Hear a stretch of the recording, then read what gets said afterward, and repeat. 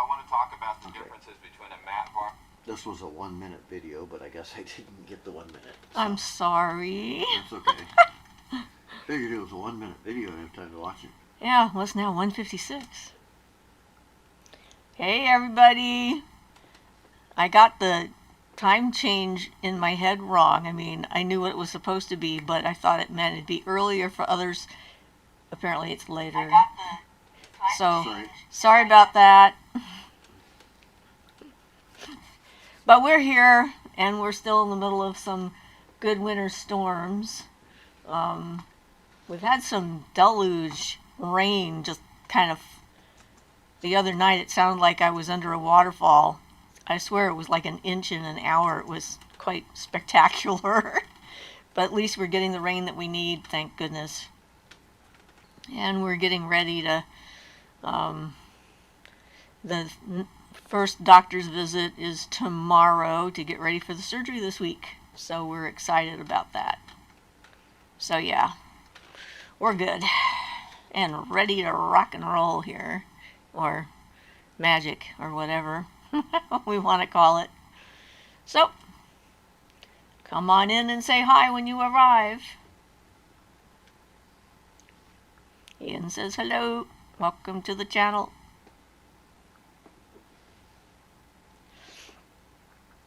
Guard your privacy and abide by our community guidelines. So, we're going to have to wait a bit. A couple people are popping in. Always takes us a little time to get going because people have to notice that we're on. Oh no, another couple people popped in. Alrighty.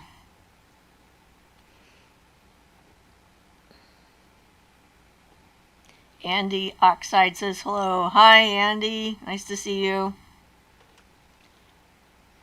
Alexandra says hi. Hi Alexandra. Silver Bear. I like that. Sounds like a fun name. What would be a silver bear?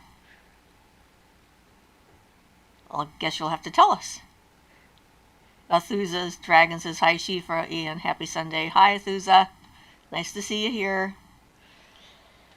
Got a few regulars. May May says happy Sunday. Hi. Thank you for joining us. We really appreciate all you guys.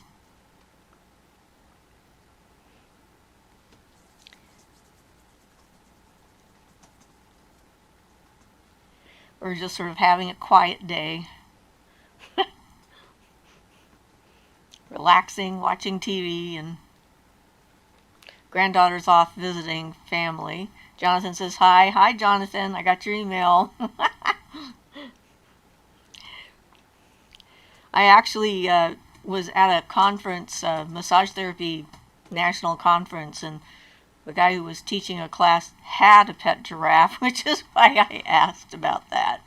But he was in Florida. I guess it was part of a, a wildlife sanctuary kind of a thing that he was supporting or something like that.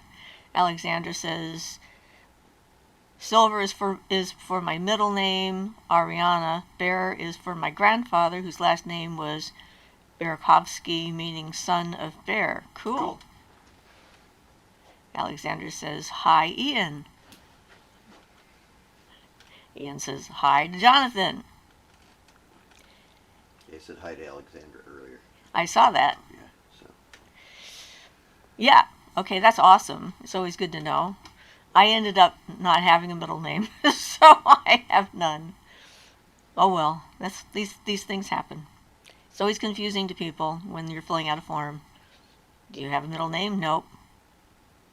Really? Yep. Nope. Adam says, hey, Siofra and Ian. Hi, Adam. So we have two Adams today. No, an Andy and an Adam. Never mind. Sorry. I got the A's, but the rest of it went poof in my head. Aaron says hello. Hi, Aaron. Nice to join us. You guys want to talk about anything in particular to get the ball rolling here? I'll let you all think about that for a minute.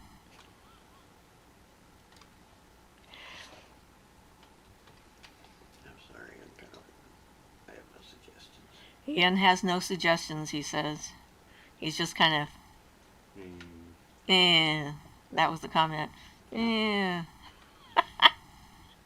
Well, we have a busy week ahead with the different doctor's appointments and then the surgery on Thursday, so everybody send us some good energy on Thursday, if you remember.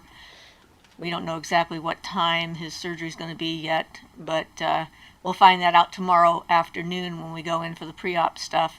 We are really hoping that this takes care of the majority of the things that he's been dealing with. Alexandra says, do you have any Yule plans yet? No.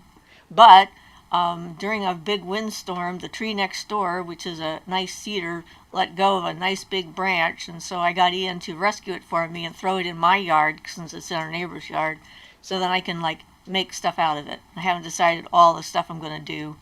I was thinking of actually making some cedar, rosemary, sage burning bundles and stuff.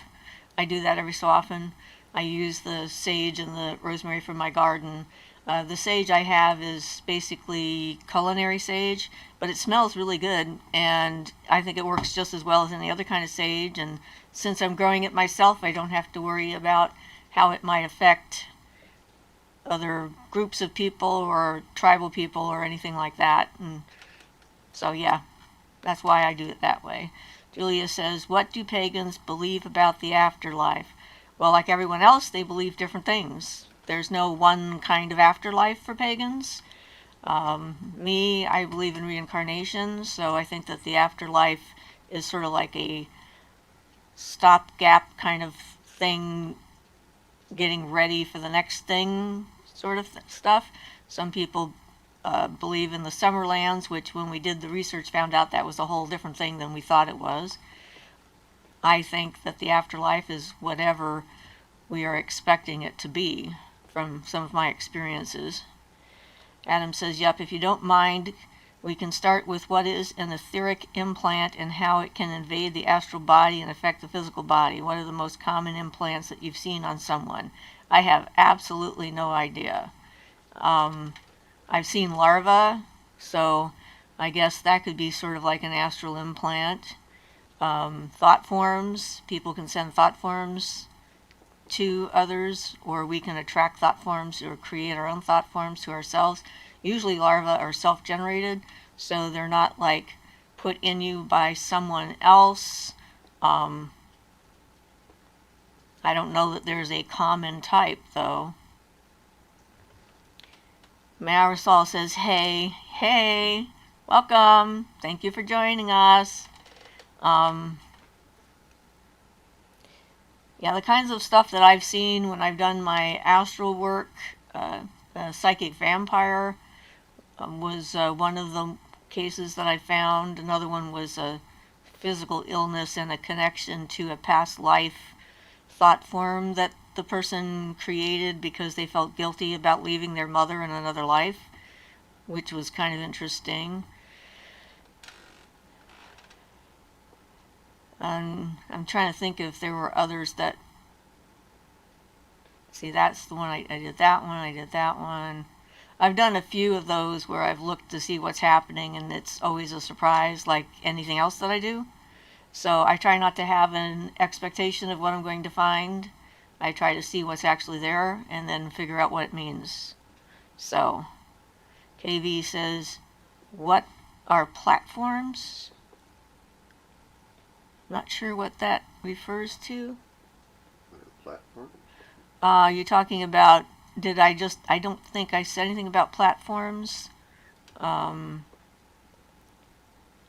was talking about larvae and thought forms. Maybe that's what you meant? That must be what you meant. Okay. Platforms rather than thought forms. Right. Thought forms are whenever you think about something, you create a shape in the astral and the mental plane that travels through the air towards the subject of your thought. So if you're thinking something at someone, if they're sensitive, they can actually see what you're thinking because they can actually sense the thought form.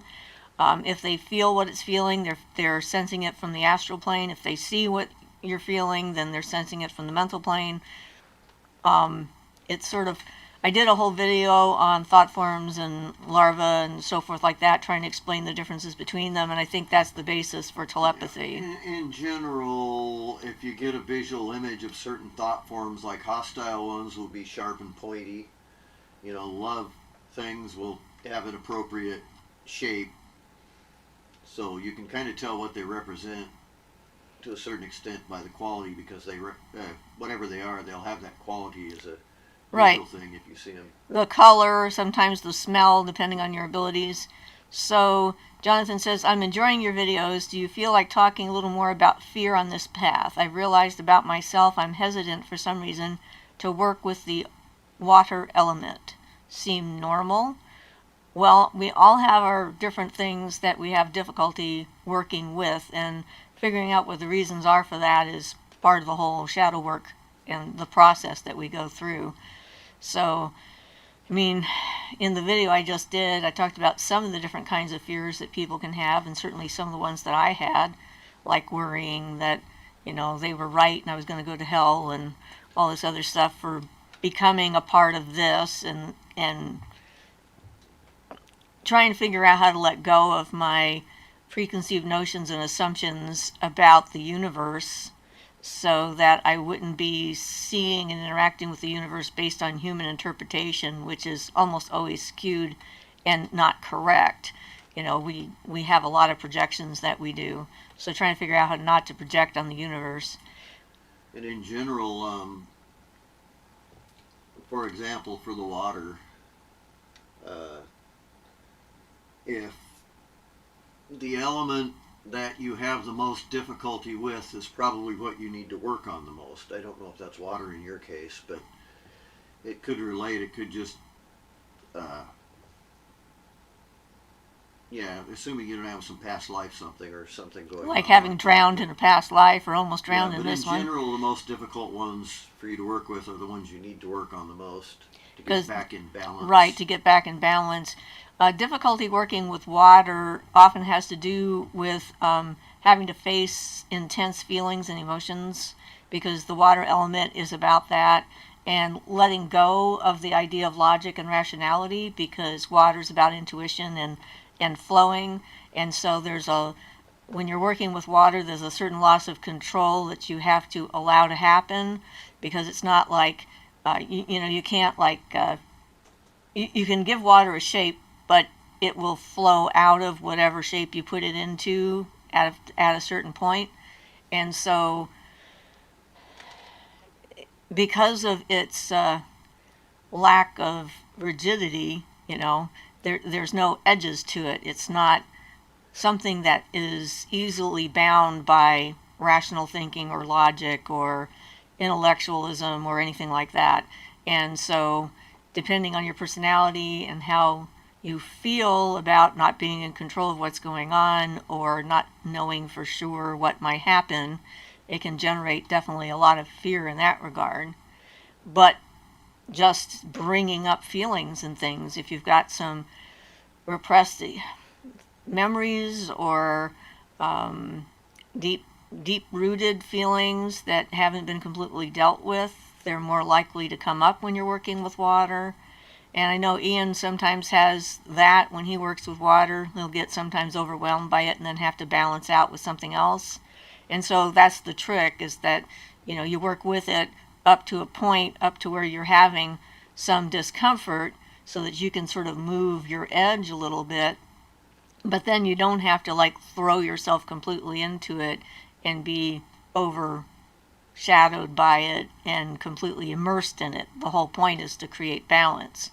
And as you slowly figure out what it is about it that might be causing difficulty, then it becomes easier and easier for you to deal with it. I certainly had a lot of difficulty with fire in the beginning, because I remembered being burned at the stake. It kind of put me off the whole fire thing for a long time, just, in general. So Mia says, hi guys. Hi Mia. Adam says, are all pagan gods thought forms? If so, can you justify why you think so?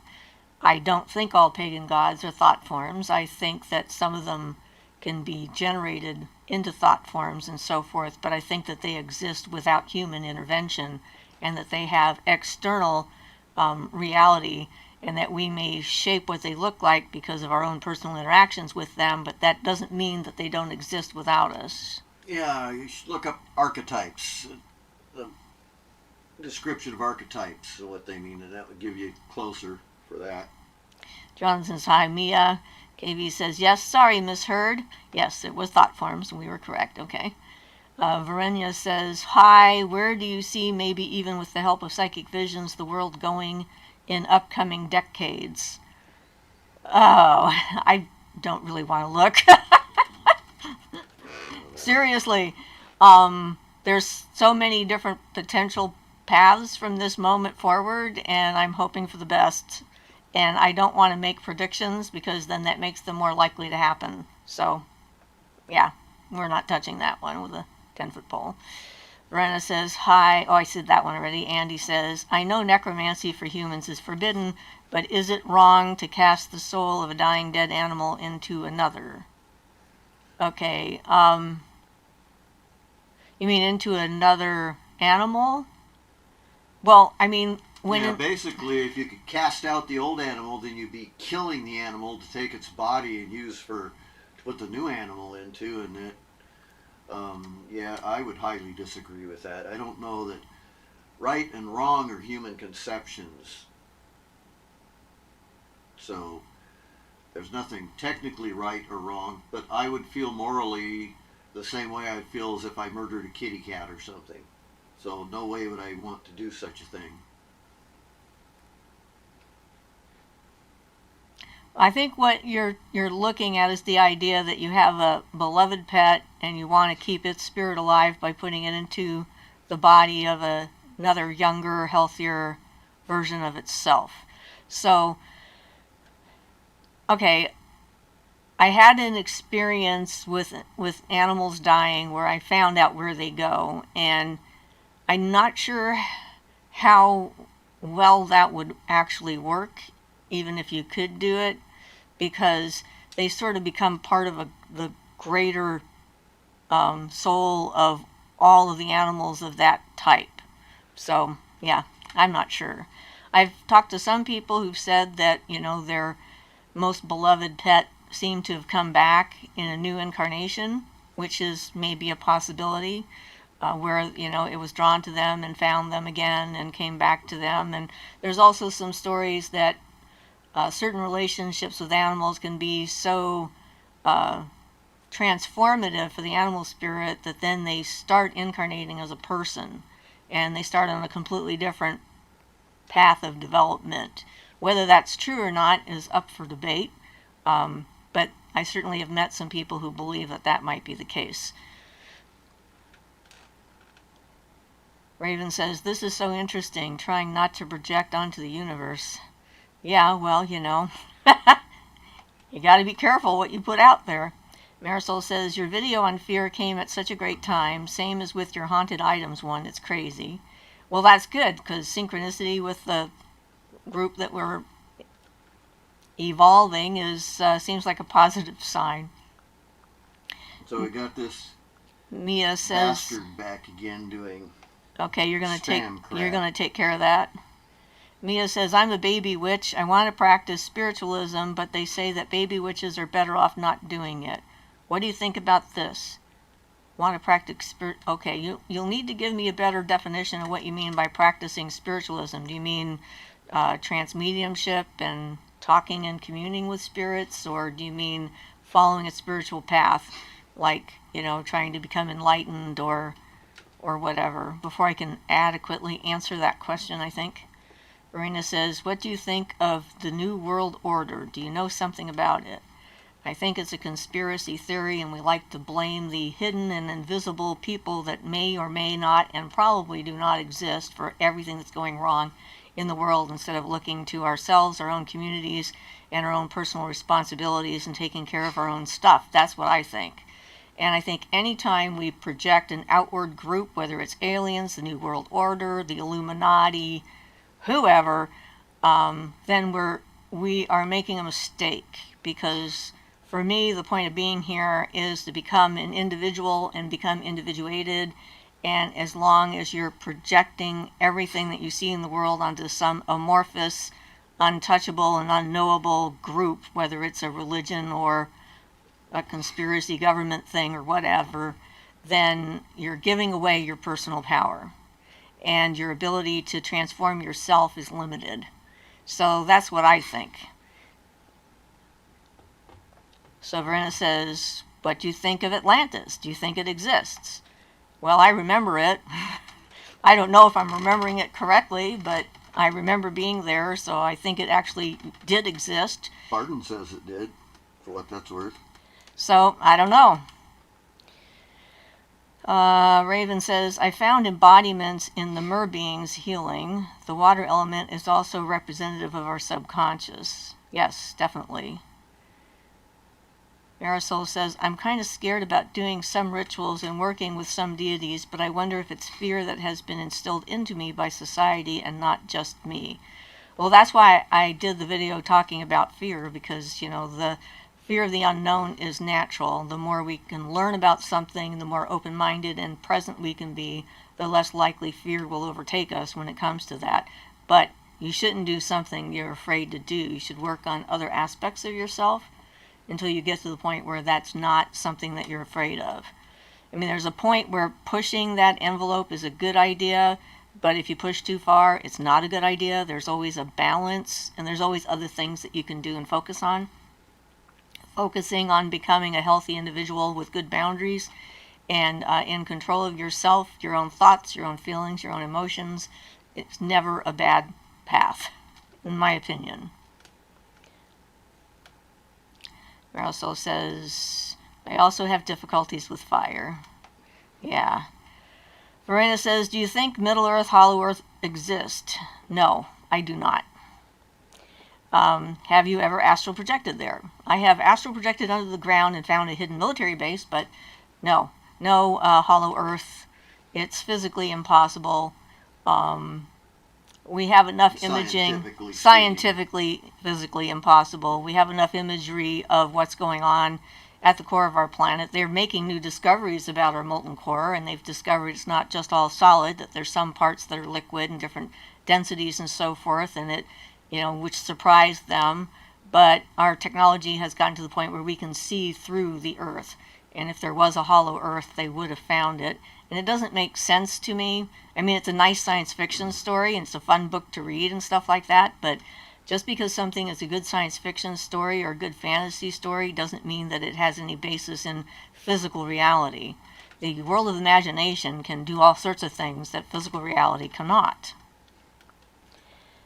Jonathan says, I'm not scared of physical water, but I respect it. I suspected the emotional aspect is what scares me about spiritual water. It's just comforting to receive some validation. Thank you. You're welcome. I'd like to add just a little bit to that on the water thing, that my issue with it was partly as you get in contact with the water element and bring it more into you, it lets you more easily let go of the things that bothered you in life. Okay, and I have a bunch of past traumas.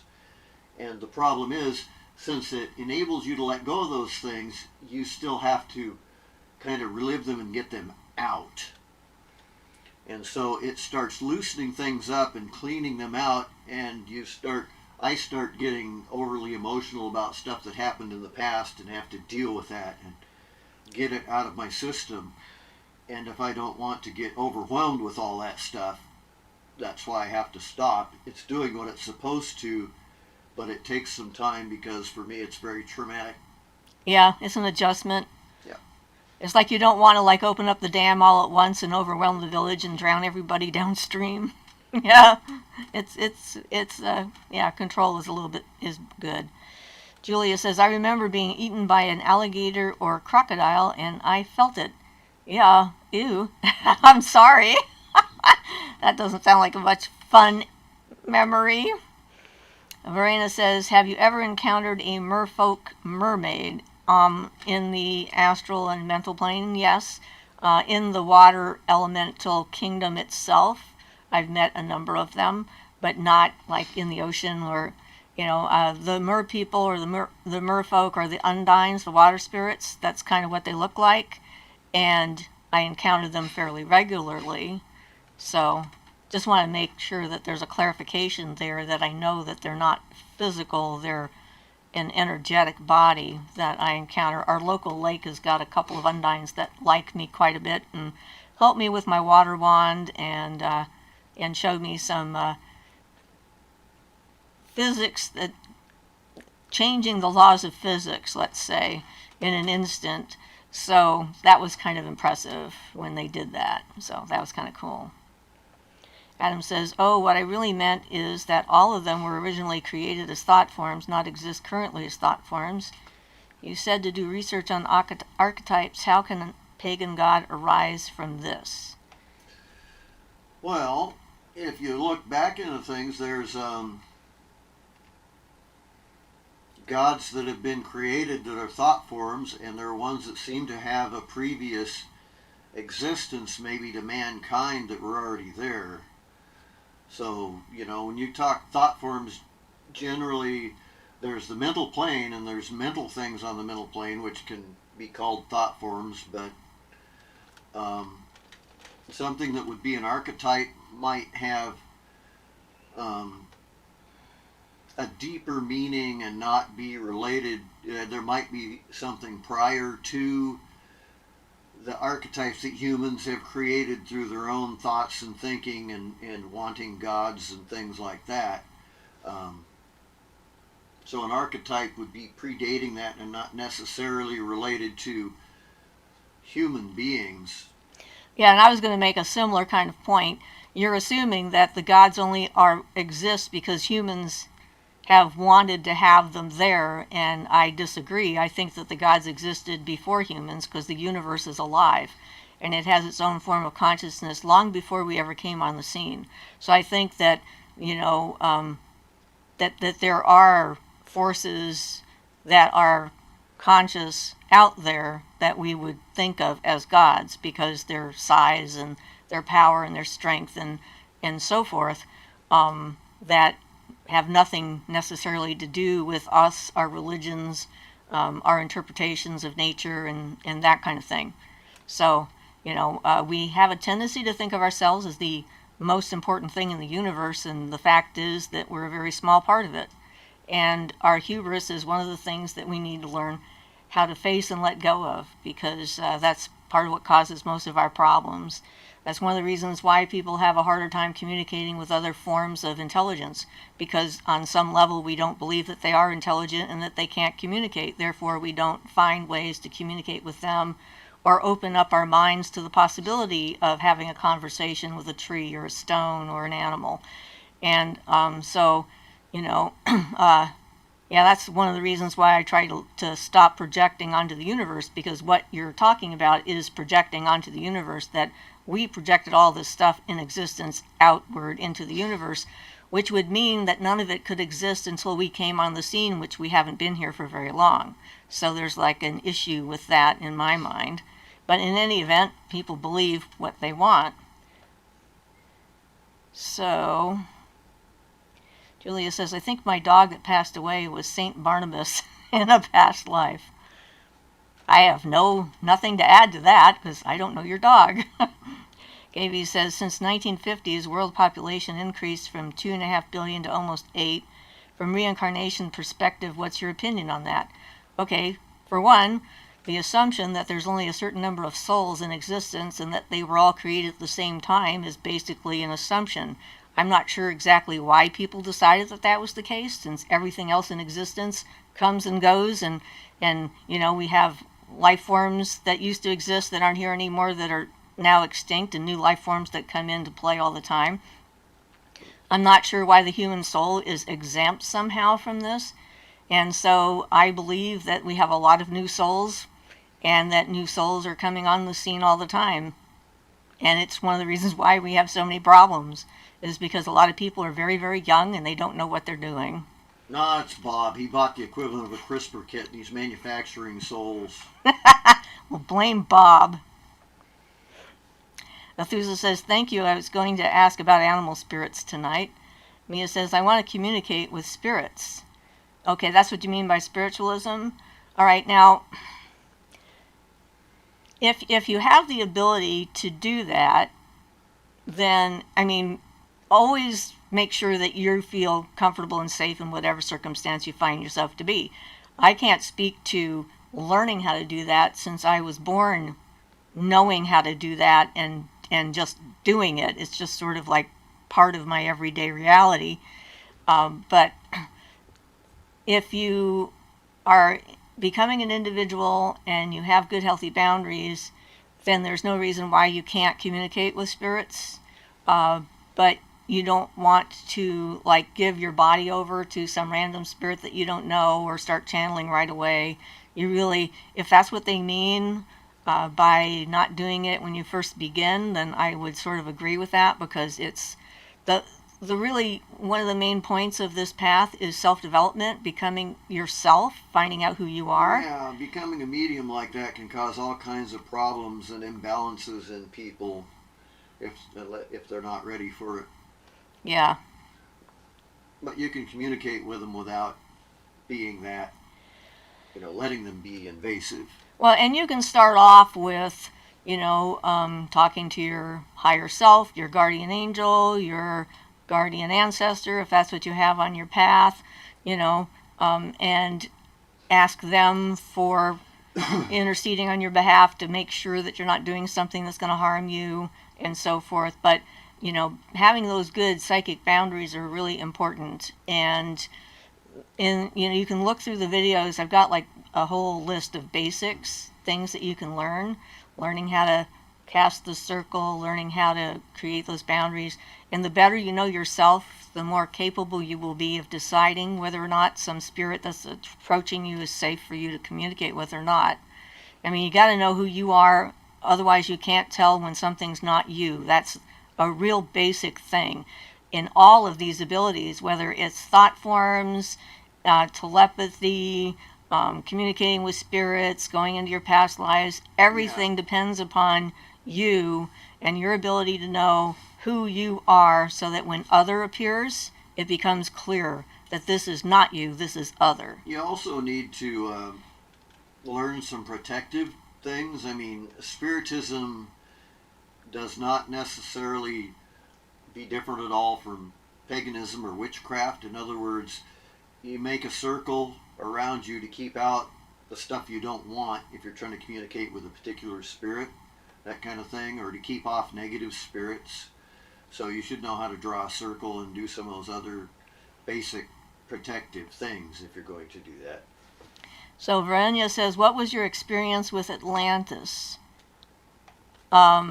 Well, I don't have that many memories. I met someone who was with me there, and a bunch of the memories flooded back, but they were like, just short little memories. I remember when it sunk and going to Egypt, and Egypt was actually a jungle at the time, and, bringing knowledge, information, and stuff from Atlantis to the Egyptians and starting some kind of a teaching something there. But, it's like past lives, unless you want to seriously get into them, they're not, it's sort of like you remember the highlights. Like you watch your favorite movie and you remember the highlights, but then you watch the movie again and it's like, oh wow, I don't remember any of that stuff. So, you have to drag it up. And I'm not that interested in living back in the past at this point. So, Verena says, can you please give some information on dragons? Well, dragons exist in the other realms, and I've met a few. They're very large and powerful and should be approached with respect and caution. Not sure exactly what to say about dragons. Marisol said, thank you, that's such great advice. You're welcome. Verenia says, what are your opinions on reality shifting? Gen Z these days are into reality shifting, but is reality shifting even possible? Is it another form of astral projection? I don't know. I really don't. I mean, I've had some experiences that seemed like they could have been like that, but, I mean, if we really could shift in a completely different reality, that would be awesome. Or not awesome, depending on how many people were trying to shift in different directions. It could be extremely confusing. So, I really don't know. I would think it's something that might exist on the astral and mental planes, but I don't know enough about it. Violet says, hi. Hi, Violet. Andy says, I used an Egyptian method to cast my dog's soul the second he died into an as of yet unborn puppy. I just had him genetically tested. He actually changed from a poodle to 100% Shih Tzu, his old self. Well, that's fascinating. Verenia says, how different are mermaids and sirens? Are they like cousins? Sirens are a Greek myth of female voice that brings sailors to their doom, so probably it was one of those ways to try and make women dangerous and deadly. I don't think that sirens are real. But hey, you know, there's a lot of myths out there. Jonathan says, hi, Violet, happy birthday for tomorrow, I think. Lorena says, what's the mystery behind the Bermuda Triangle? Have you ever astral projected there? Apparently, you think that I am the font of all knowledge, which is, you know, very flattering, but I don't know everything. I don't know anything more about the Bermuda Triangle than anybody else. No, it's not something I've ever investigated. And I've not been there, so I don't know. Could be some weird magnetic storms, could be a rift in the tear in the fabric of reality, for all I know. I have no clue. Jonathan says, Andy, that's pretty crazy. Have you been studying necromancy? Andy says, yeah, for a while. Adam says, have you ever seen a reptilian in the astral? What do they look like and what are all their features? You like to have details that have no meaning, but, you know, no, I haven't. Andy says, I think an animal that is truly loved can be willed back from the void. Jonathan says, Andy, that's not normally a popular field in this path. Andy says, but it's a matter of timing. Learned that from Zoroastrians. Laugh out loud, probably not, but I was in a bind. The fact that the physical body literally changed into my old dog blows my mind. They don't teach that in school. That's for sure. And I think that's, if true, awesome. Renya says, have you heard of Lemuria? Do you know why and how it ceased to exist? Okay, so Moira was in Mu, or Lemuria, and so I think it probably existed as well, and no, I don't know. I think it was not as physical as Atlantis. And again, we're talking about the past, and what we need to do is work on ourselves and form a better future for everyone. And sometimes we can learn things from looking at the past, but finding out this stuff is sometimes just interesting, but in the end, not informative. Mia says, thanks for the advice. For now, I will wait a little with spiritualism. Indeed, I think that I do not yet fully know myself. It's a good call. Ian says, hello, Violet. Marisol said, I was there snorkeling and had a weird experience in the Bermuda Triangle. Well, that's awesome that you were there snorkeling and had an experience. You know more than I do. Jonathan says, Mia, I consider every aspect of my life to be spiritual work. Are you specifically talking about contacting ghosts? Violet says, hi, Ian. Verenia says, Roy says, is it true that dragons are guardians of fairy realm? Have you heard of Dragon Fae? No, I have not, and the Fae have not talked to me about dragons and them having some kind of a relationship. So, not that I know of. Violet says, Jonathan, what an amazing memory. Tomorrow I am 61. Oh, you just youngster, you. I think I finally caught up to some of this stuff, so we'll see what happens now. But, you know, I mean, there's lots of stuff that's interesting, but when it comes to it... Well, you know, there's an unlimited amount of things, so you have to kind of focus on some of them, the stuff you really want to learn about, and get rid of a lot of the stuff that's chaff or not useful. So Andy says, are you a fan of Helena Blavatsky? No, I am not. She was a racist. I did not like her at all. And a eugenicist. And I'm not in favor of that in any way, shape, or form. And I pretty much agree with my wife. I don't, never got much out of Blavatsky, though I've read her stuff. I know Crowley was really impressed with her, but me, not so much. So May May says, I feel connected to paths from past lives. I feel conflicted because I have a calling for ancestral paths my family followed, but I lost my place. Still get drawn to Egyptian paths, for example. Well, I have definite connections to some of my past lives when I was working with different goddesses, because that sort of is the foundation of who I am in this life and in those lives. So my Egyptian existences with Isis and Bastet, and the ones in Greece with being, I always forget the name when I first think of it. It'll come to me at what used to be what was Apollo's shrine, but I was there before it was Apollo's shrine, the Delphi, the Oracle at Delphi. And then I remember a temple to Aphrodite that I was a part of on the western coast of Greece, and I remembered a fair number of stuff there. But it's like we can have threads that connect us to certain lives when we're in this one. Yeah, and I would like to point out that though there are a lot of paths that want you to be exclusive, really there is no path to enlightenment. Separating them out and dividing things into different paths, go with what feels right to you, and you have to decide that for yourself. But beware of thinking that there's only this path, or if I get into, like, I do a lot of Hindu stuff, Kundalini yoga, things like that, but that doesn't mean I can't do Barden stuff or something else which I'm interested in also. And I know I have some past life Indians history behind me. I figure I must too, since the Hindu deities just like us a lot. But yeah, so we're not, personally, I'm not like the Christians. I believe there's only one way to do things. You got to believe in the Bible or you're going to hell. So a little less restrictive than that. You can take the Christian stuff and work with it as much as you want, if you want. But a lot of the Indian stuff, like Swami Muktananda insisted you could only have one guru. So if he wasn't your guru, go away.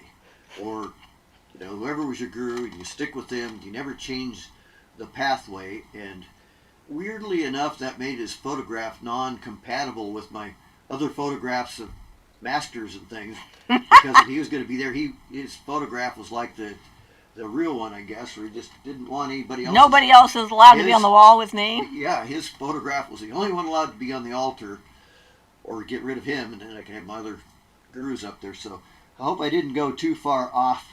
I don't think so. Off base there. I think I said hi back to Elidor. Amia says that Jonathan, yep, I kind of want to chat with them, like talk.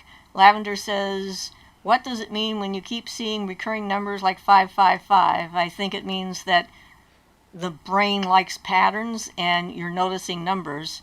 I mean, there's a couple of famous books about that, like, the number 23 and how you can see it everywhere if you're starting to look for it. Some people think it has meaning. If it has meaning for you, then, okay.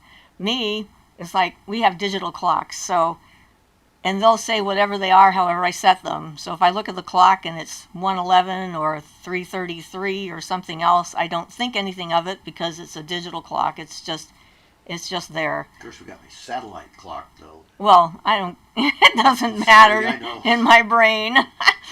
Although in my satellite clock changes the year, the day, and the time, and everything else, and I think maybe there's something going on here because, it's supposed to be by satellite. Mine doesn't. My little satellite one works perfect.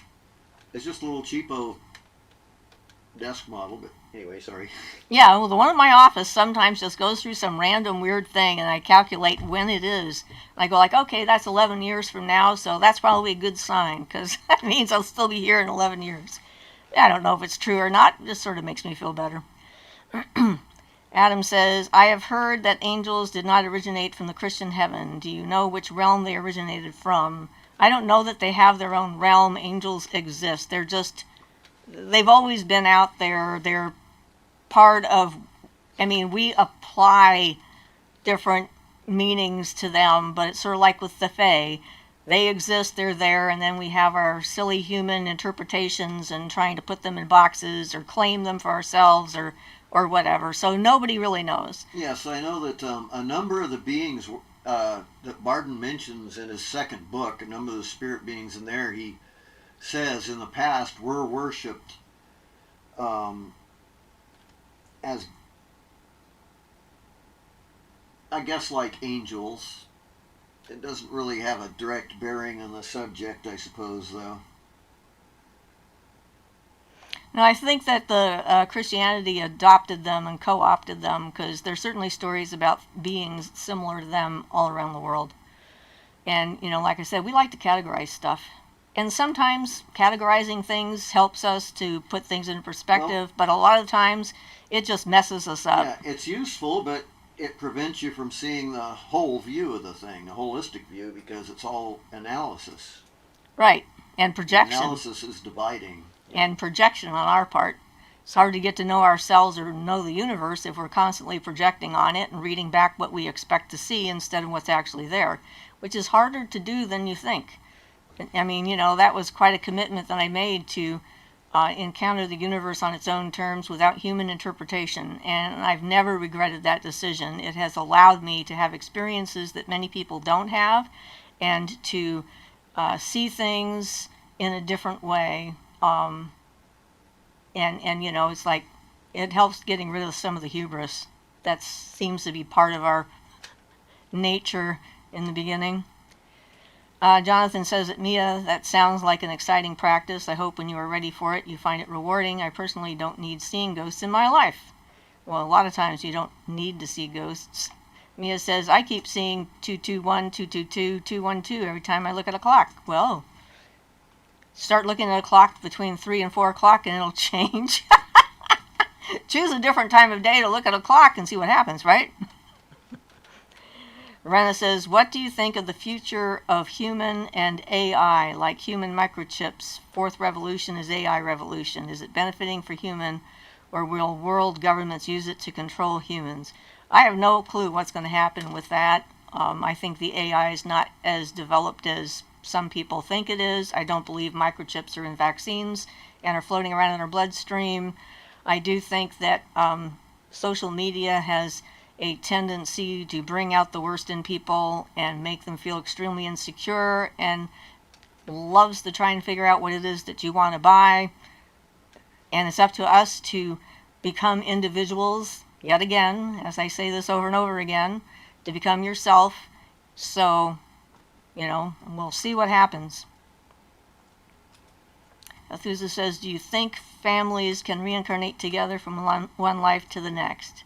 They can if they decide to. They can also change their mind and decide not to. There are certainly some soul groups that seem to go together. But when you're coming into a life, if a group of other people have come in with you that it can get very confusing in the new life that you're in. When I met people from other past lives, I always assumed that we were had a relationship, that we knew each other. And in most cases that wasn't true, and it's sort of like a bad reason. It's not a good decision model to use. If someone pops up and says, I remember you in a past life, we did this, we did that, we did this other thing, that doesn't mean that they're a nice person in this life, or that they shouldn't be avoided in this life at all costs. You don't know for sure who they decided to be and what things have shaped them in the life that you're currently in. So again, you got to use your brain. Because they'll have a different personality. Right. Nick says, do you think it's important, necessary for an individual to dig into their past lives? Is it something everyone should attempt? No. Absolutely not. And in fact, it's something I discourage actively. If it doesn't happen naturally, if it's not something that comes up and you suddenly start having dreams or images or something from a past life, going actively seeking that kind of information can open up a can of worms that you're not psychologically, emotionally ready to deal with. I can tell you from my own experience that some of the ones I've remembered are really horrific, even worse than the one I've been in this one. So, they're not nice and fun. They bring up all kinds of unresolved issues. And they can sort of shatter your psyche and make it much more difficult to do what we're talking about, becoming an individual in this life. I'm going to harp on that the entire time, apparently. Mia says that, Jonathan, thank you. Actually, I was scared of them a long time, but now I like the idea of spirits. May says, thank you. It helped. I just tried to be careful to not come across as if I'm trying to appropriate. Yeah, that is a thing that's happening now that, I mean, yeah. It's like, it's difficult for me because I remember too many past lives. So, like, that whole notion, it's like, I'm sorry, but I was there, so, whatever. Jonathan says, Ian, is there stuff about noticing numbers in the Kabbalah? Numbers in the Kabbalah, that's a very useful but sometimes overused thing. The whole numerology aspects for fortune telling and stuff, I don't hold to have a whole lot of value, but you're talking the main numbers, like you can reduce any number to 1 to 10 to get the basic idea of a concept. So it's more like knowing what the concept is. If it's a 100, you'd reduce it to 10 and to 1. So the basic concept there of 100 would be the same as 1, because that's where the numbers start over again. If you had, the number 10, you could make that into 2 times 5. And then you've got 2, you've got duality, Saturn, those types of things, those attributions that you have to know. And 5, you have Mars and justice, Geburah.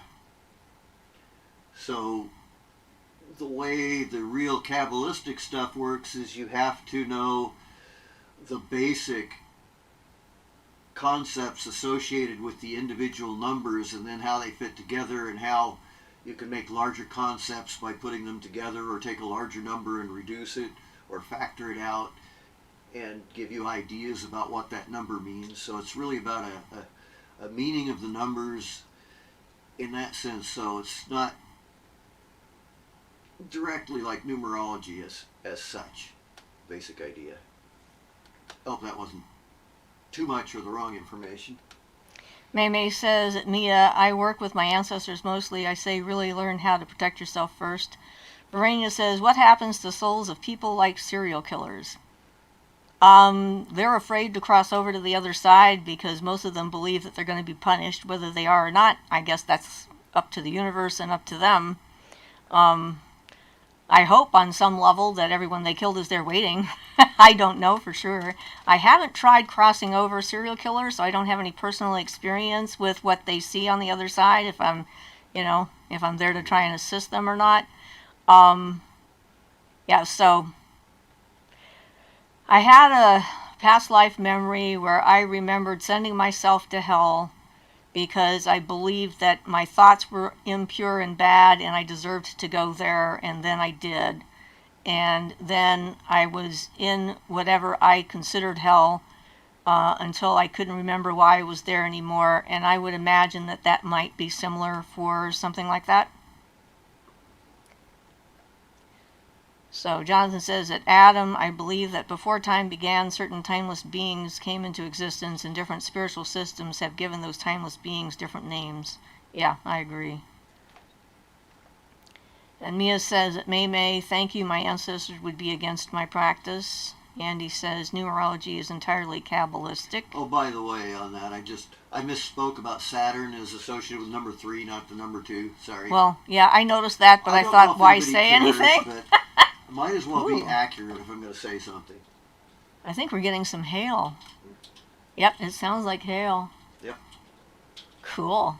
Not cool, but well, okay. I mean, like, okay, we're having a storm. Needed, I'm sure. Yeah, right now we're having some really intense rain. All right. So, Nancy says, how would you define the term baby witch? Where do you need to be? Where do you need to be in your craft to be one or go beyond that? Thanks.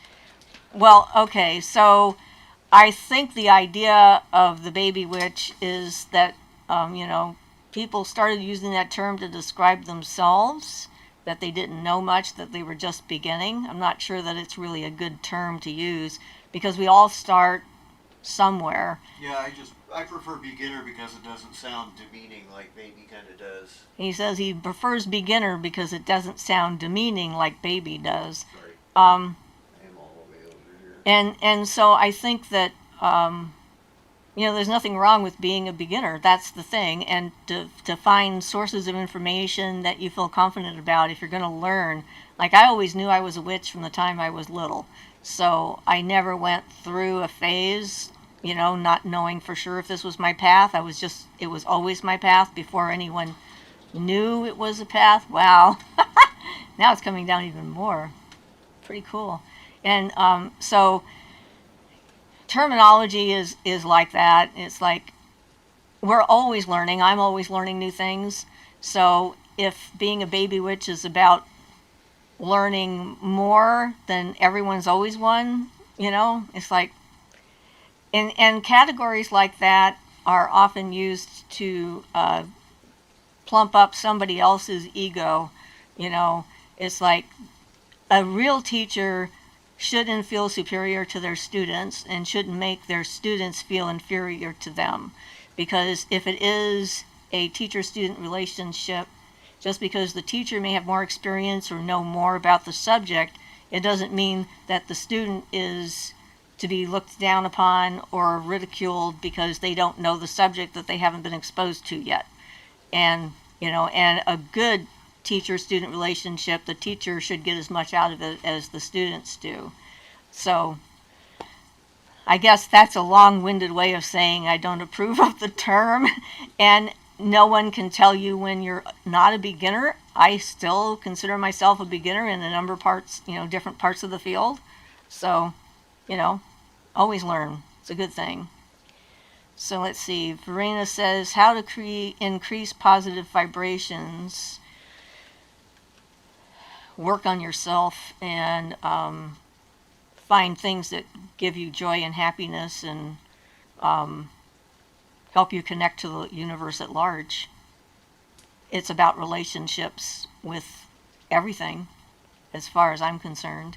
And it's not about positive or negative. It's about interaction, meaningful interaction with the universe. So positive and negative are kind of like human terminology to indicate good or bad. You can be crying and screaming and it could still be a good communication with the universe.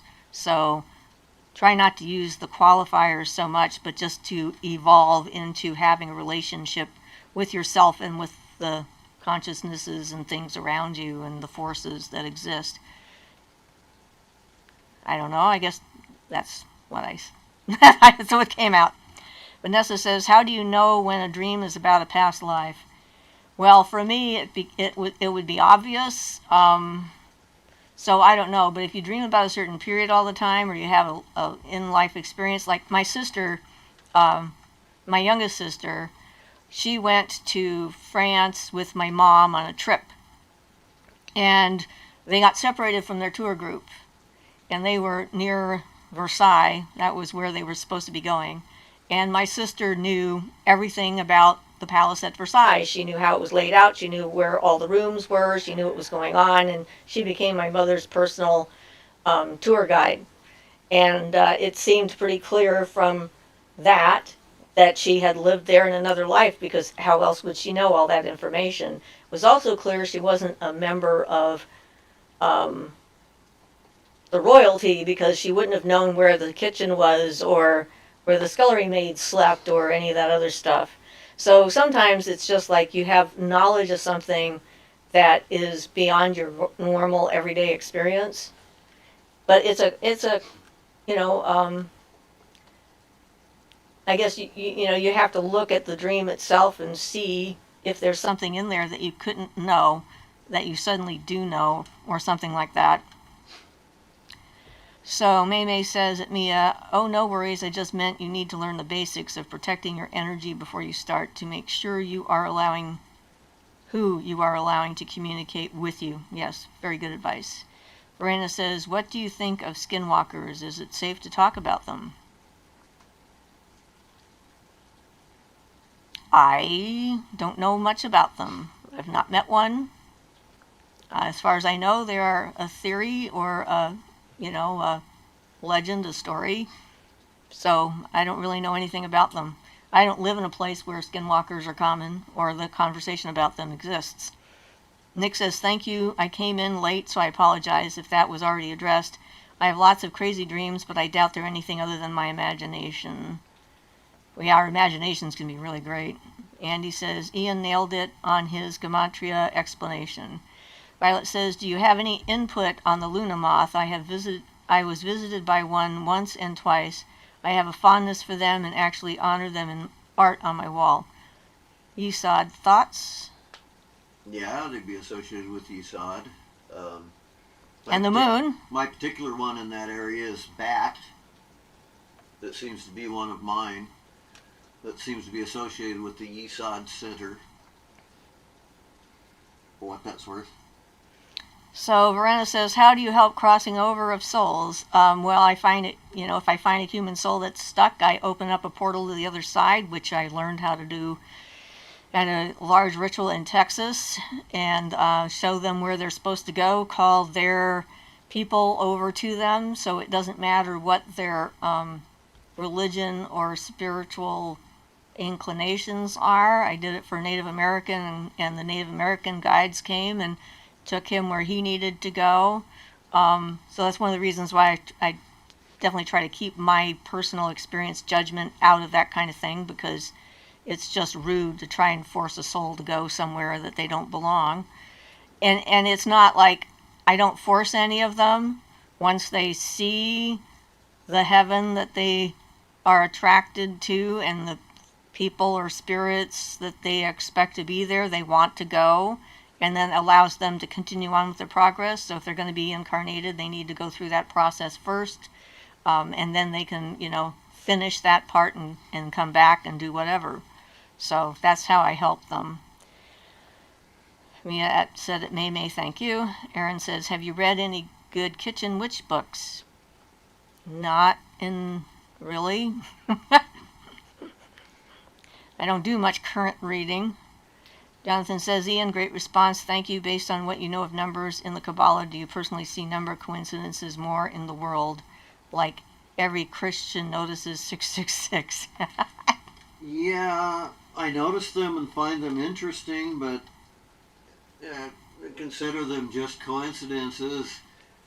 And you have to be a little bit careful about applying the Kabbalistic stuff to real world scenarios, because a lot of that has to do with particular texts and meanings associated with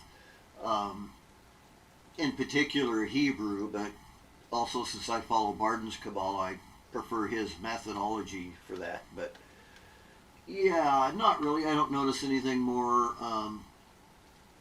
It is, like Crowley used it, a very useful categorization system to poke different ideas into, and the whole tree of life. But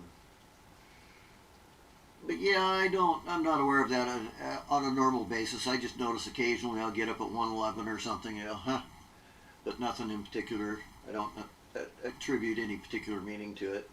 I guess with me, since those are often considered angel numbers, considering the angels will come and talk to me whenever, I don't think about it.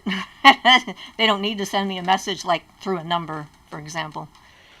So Verena says, do werewolves exist? You mean the physical werewolves that change and transform in the full moon? I don't think so. I think that would be highly unlikely that they would exist. I think that it's another one of the mythologies that are out there, but just because we have lots of mythology about them doesn't mean that they're real. If you ever meet one, let me know. Violet says, David Wilcock has a fun book called Synchronicity Key relating to these numbers and patterns I own but haven't read it. Kiara says, just curious if you guys have any experience with the Morrigan. She's one of the Celtic goddesses, and I haven't dealt with her directly. I've dealt more with Kali as as far as the dark goddesses are concerned than I have with the Morrigan. But, you know, there's so many. Violet says, I went in search of Morrigan myself and found there's not a ton of information. Verena says, what happens when souls cross over? Where do they go? They go to their own personal heaven in the spirit plane on the other side. It's like, that's where they go. Violet says, one lady wrote a book researching the origins. I started it. Nancy says, thank you for answering my question. I do feel stuck in first cure.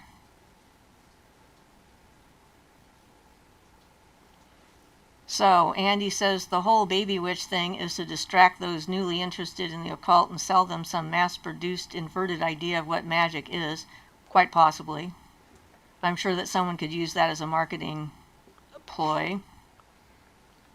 Violet says, I read one little book titled Skinwalkers. Skinwalkers. I think she meant Skinwalkers. She forgot the K. Considering the message underneath. Skinwalker is a Native American Indian conjuring dark art side once created doesn't disappear and is left to roam the caverns. Certainly I've watched plenty of supernatural shows that have skinwalkers in them.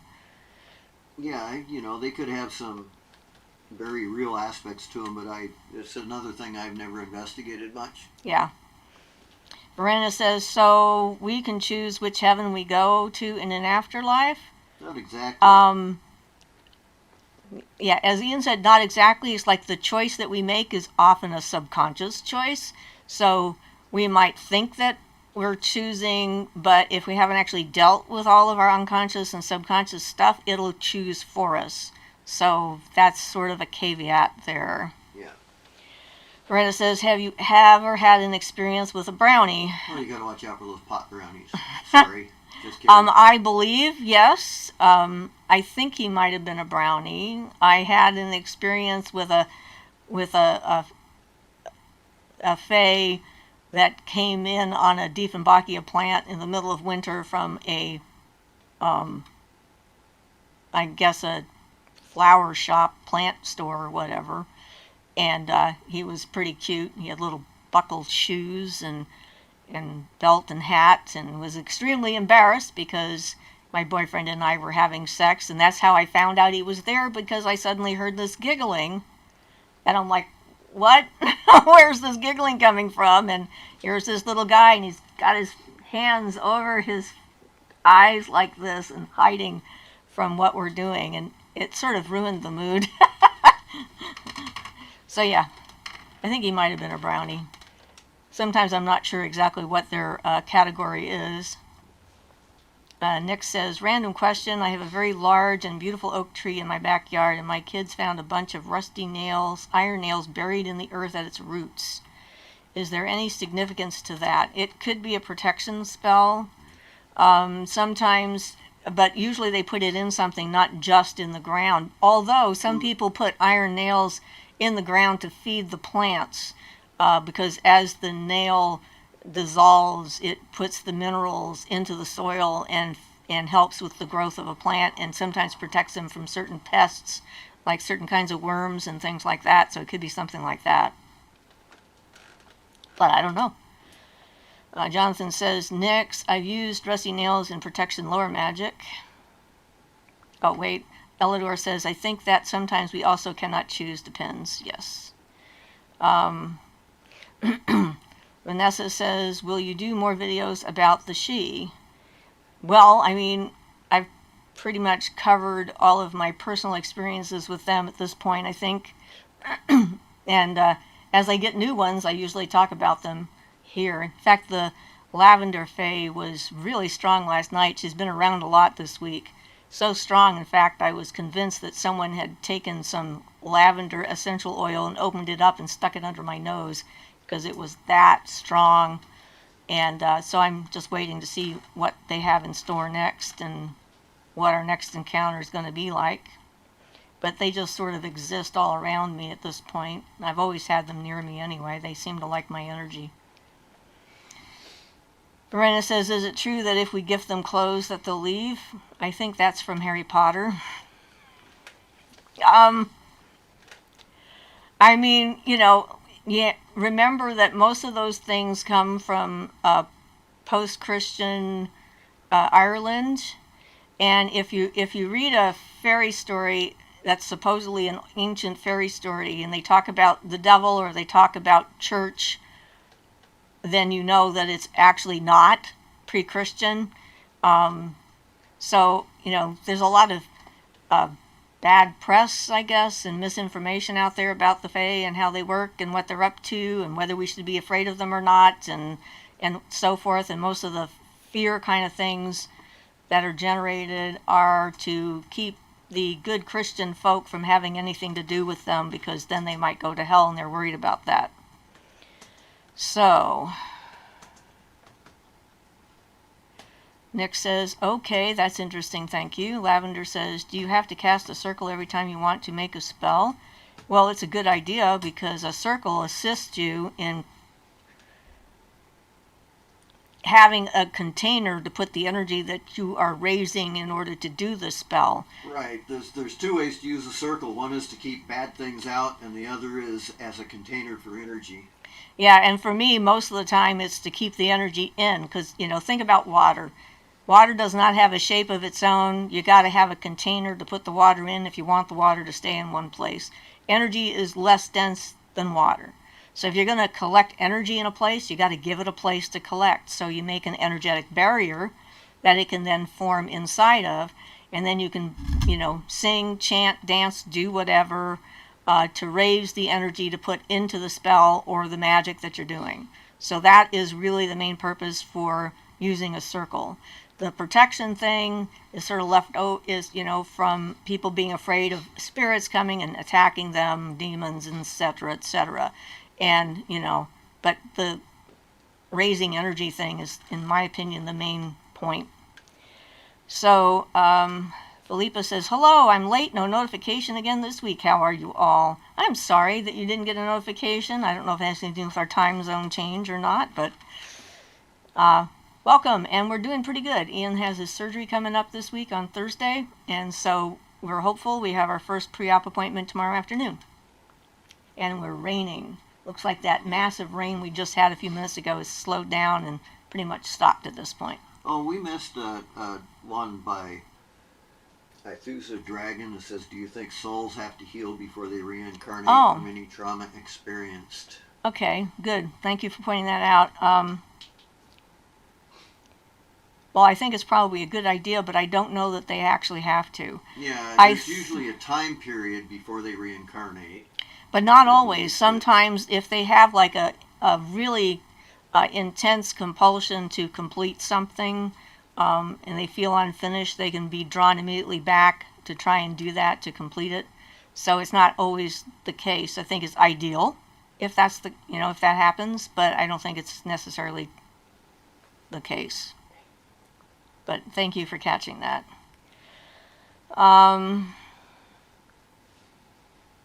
Verena says, what happened to the brownie in your story after? Did he stay with you after or left? Also, is it okay to invite them in home and work with brownies and fairycraft? He went eventually back to, I'm assuming, the store. He was there for a couple of days, I think about 3 days, and then he was gone, and the impression I got was that he made it back to the plants at the store.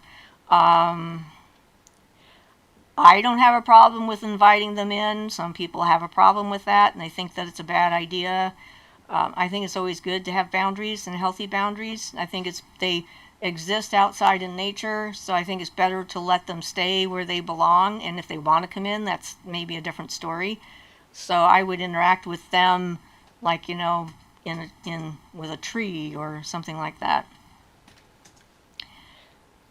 Jonathan says hi to Philippa. And sorry you didn't get a notification. Of course, we have nothing to do with it. Jonathan says, is it true you have giraffe, or am I just horribly confused? Did he answer that later? No. Okay. It is not true. Oh, there it is. Okay. Okay. He did. All right. I won't say it then. He sent me an email. Yes. Okay. So, Verena says, can you please shed some light on elemental magic and the fact how elements are actually alive? Okay, so alive in the sense that they exist and have some independent reality. They are composed of a single element, so not alive in the sense that a person or an animal is alive that's composed of multiple elements. But you can have an elemental. Right. Which is another thing, I guess. Yeah. I did 5 videos, one on working with each element. So that could be a useful place to start on, seeing what I think that you can do for working with the elements.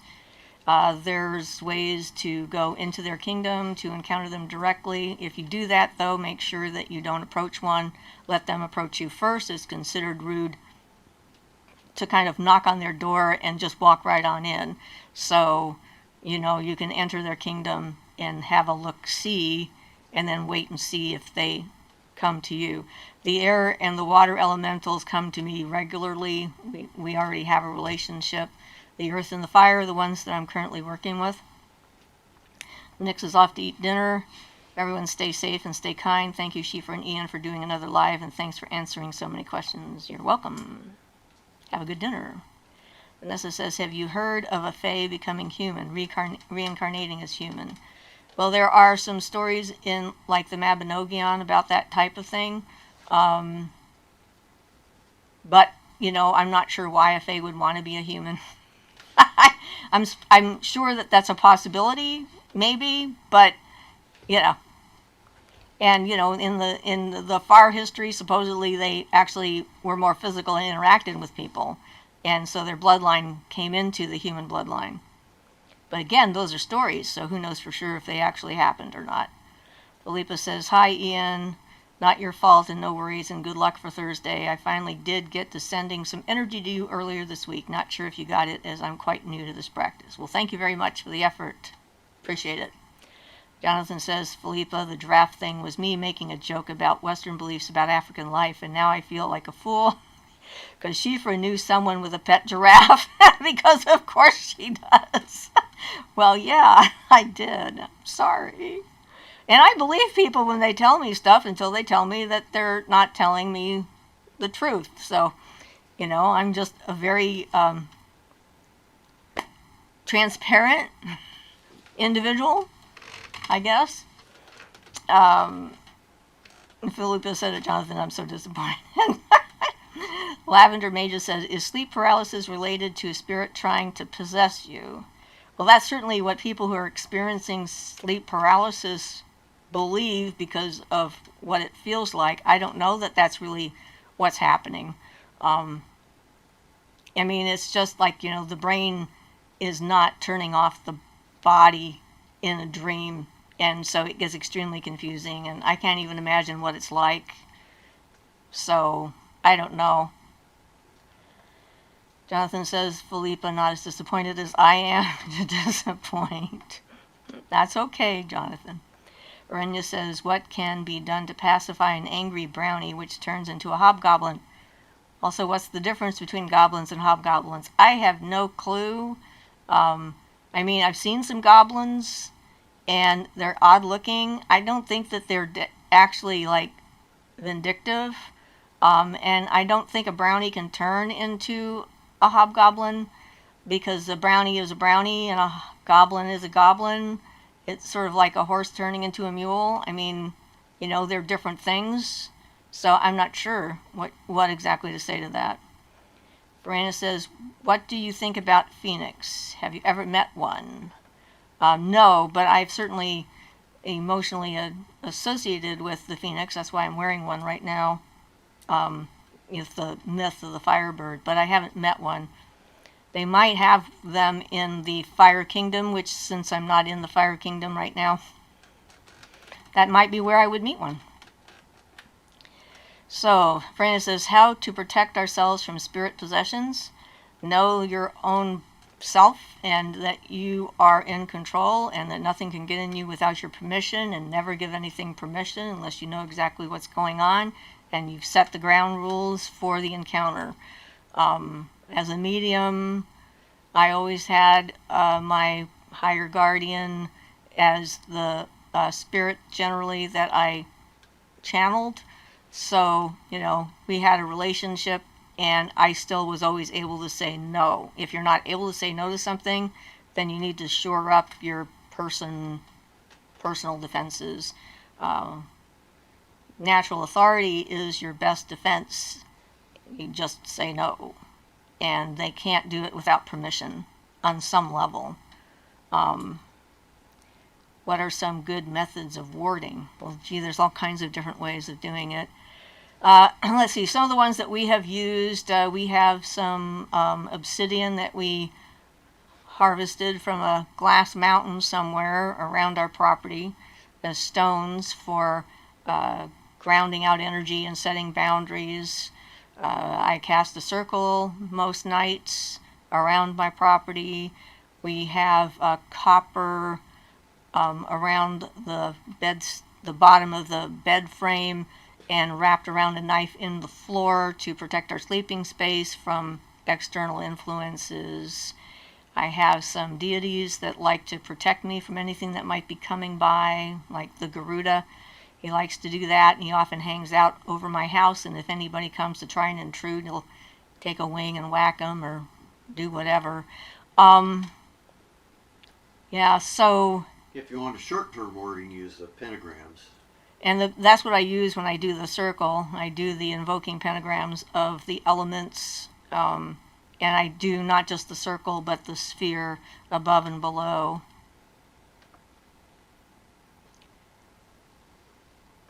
Philippa says, I have sleep paralysis a while back in a dream where I was repeatedly trying to wake up and knew I was in bed. A shadow person was bending over me as I was trying to get out of bed. More to follow.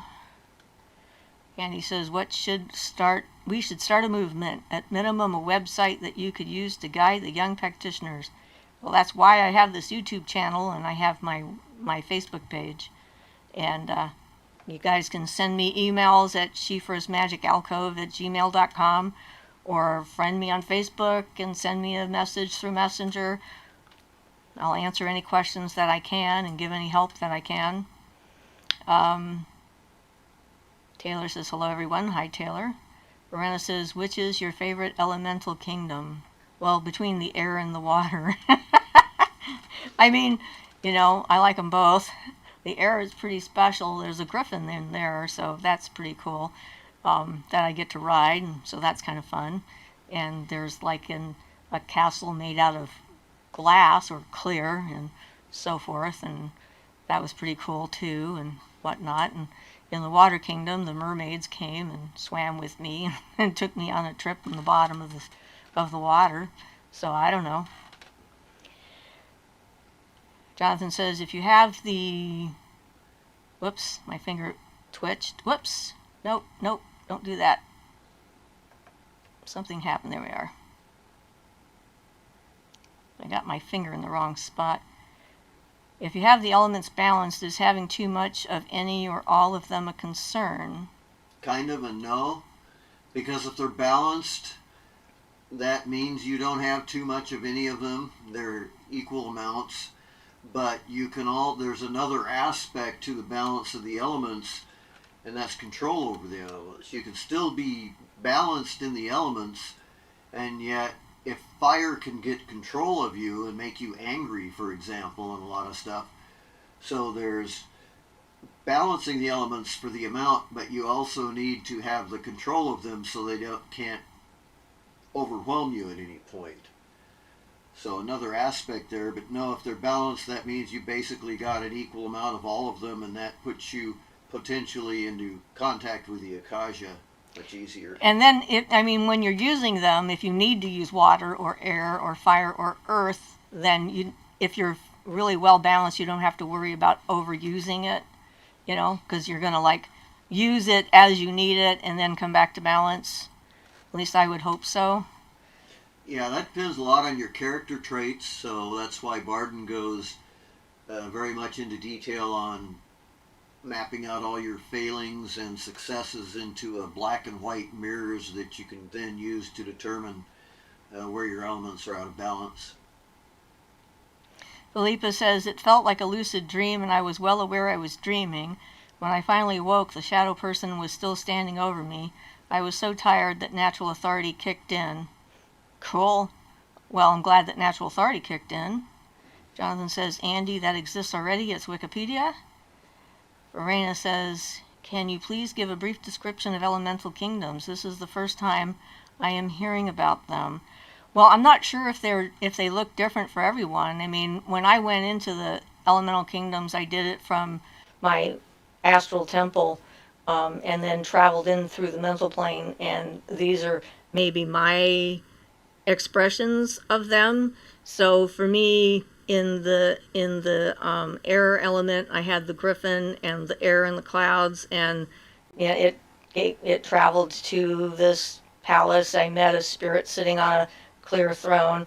I worried that I wasn't going to be able to find my way out, but I noticed when I went up the steps, everywhere I stepped, I left little blue flowers in my footprints, and so then I could follow the blue flowers to get back out of this. I mean, because there's no way to see where the walls are, so that was just sort of interesting. And when I went into the water, I had like a fountain, not a fountain, a pool, that I dove down into, that opened up into the water kingdom, and the mer people were down there, and so I was just communicating with them. There wasn't as much detail as there was, although I have encountered a kelpie in a dream state a while back, which was pretty awesome. So I found myself in a dream swimming in a lake with a kelpie, so that was kind of fun, because they're another one of the water beings and so forth. The fire, I really didn't get much out of, except I managed to get in there. And with the earth, instead of going up the tree, I have a tree in the earth for myself, and I went down. I wanted to go down because, you know me, I'm exploratory, and my Black Panther, my spirit animal, crossed in front of my path and laid down and blocked my journey. So I figured I wasn't ready for whatever it was I was going to find down there. So I think that they're probably different for everybody. To a certain extent, but they're going to have their commonalities, like earth is heavy, air is light, you know, things like that. So the airy beings would be light. You know, fiery beings will look fiery, that kind of thing. Arena says, will you ever write a book to compile your ancient wisdom? I've done over 100 videos. That's my compilation of my ancient wisdom. Trying to get it all out. Philippa says, and I told that if it wasn't actually going to do something, that I was going to go back to sleep, and so I did. Interesting that this was an occasion where I failed to put up protection before bed. Interesting, yeah, very interesting. And it could have been that you had an encounter with a shadow person, because, you know, a lot of times they're curious about us. Arena says, what a difference between spirit animals and totem animals.